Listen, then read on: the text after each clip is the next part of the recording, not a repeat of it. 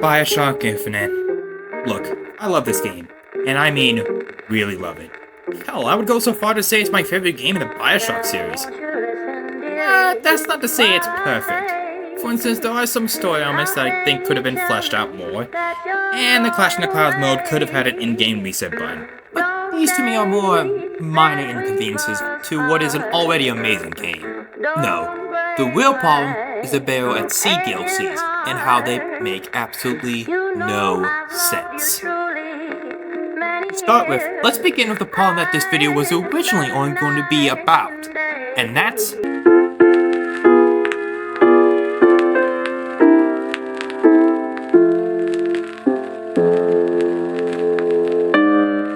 at the start of episode 2, you learn that Elizabeth lost her powers due to her coming back to a universe where she had died. This never really felt like a good explanation, as it raises the biggest question. Are there two Elizabeths? Last I checked, Elizabeth's powers were that she opened tears that acted like doorways. She doesn't have some morphogenetic field powers that allows her to inhabit the body of another Elizabeth. But then again, there is this line. I felt everything that every version of me felt. All of that knowledge. I lost a pinky, but that version of me, she lost everything. So if he does have some kind of power that allows to be omniscient with the other Elizabeths, that would mean that Elizabeth 1 entered Rapture, got killed, then was replaced by Elizabeth 2, who was somehow also wearing the same clothes as her. But the problem with this is that it completely shows that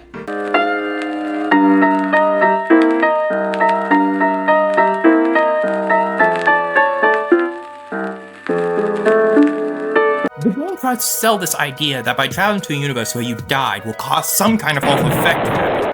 It even goes so far as to leave a voxophone to support this claim.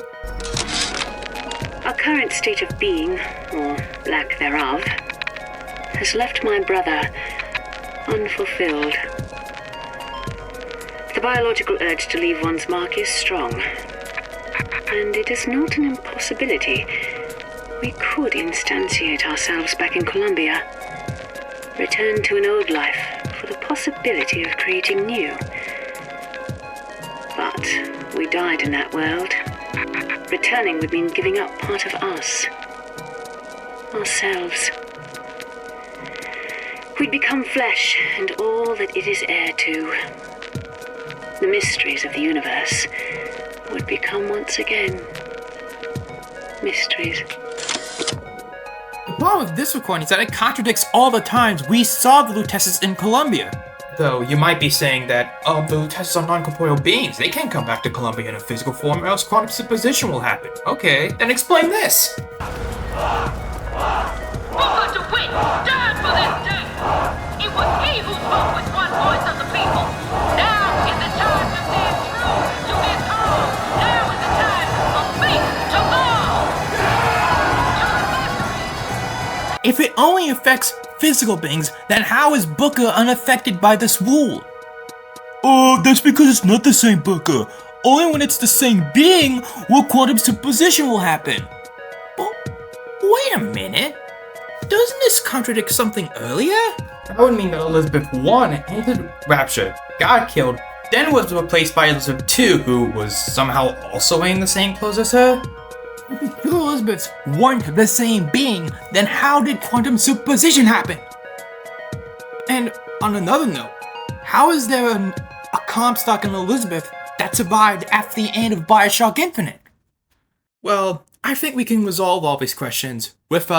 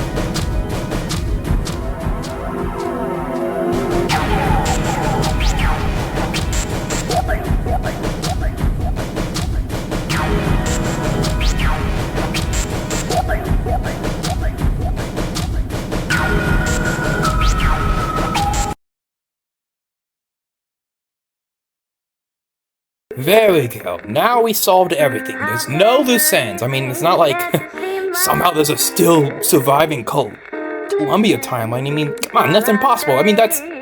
Look, the tear still leads back to Columbia.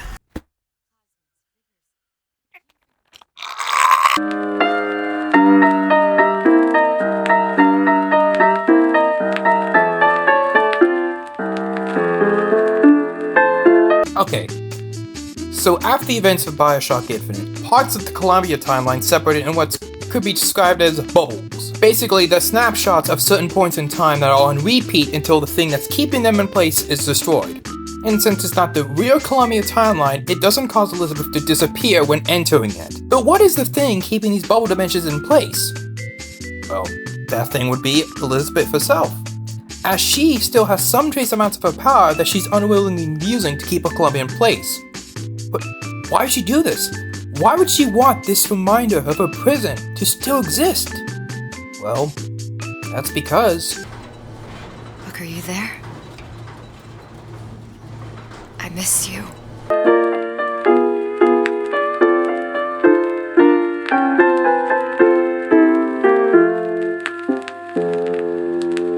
Booker DeWitt was the closest thing to a friend Elizabeth had ever known. Even when she killed him for the greater good, she couldn't let go of him. So, she created the bubble dimensions, as well as the Booker construct that's with you in the DLC to try and keep some part of Booker alive. But it's only temporary.